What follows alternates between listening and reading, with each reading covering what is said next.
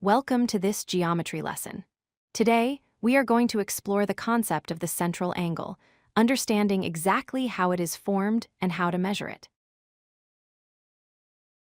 First, let us define it. A central angle is simply an angle where the vertex, or the pointy corner of the angle, sits exactly at the center of a circle.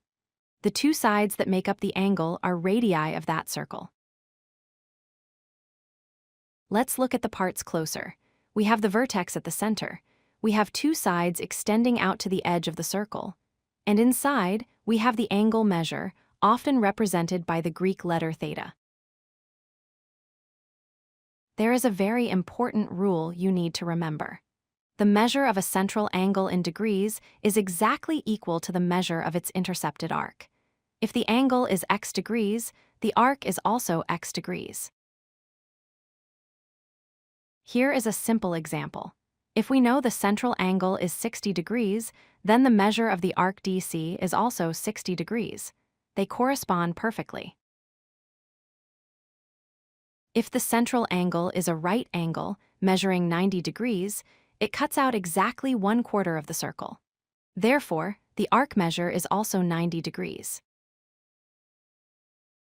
When the central angle opens up all the way to a straight line, it measures 180 degrees. This creates a semicircle, which is exactly half of the circle. Central angles help us classify arcs. An arc smaller than 180 degrees is called a minor arc. An arc larger than 180 degrees is called a major arc. You see central angles every day. A slice of pizza forms a central angle at the tip. The hands of a clock also form a central angle as they move around the center face. To wrap up, remember these key points. The vertex is always at the center. The sides are radii, and the angle measure is equal to the arc measure.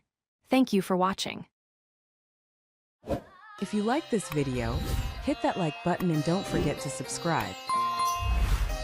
Visit codelucky.com for more such useful content.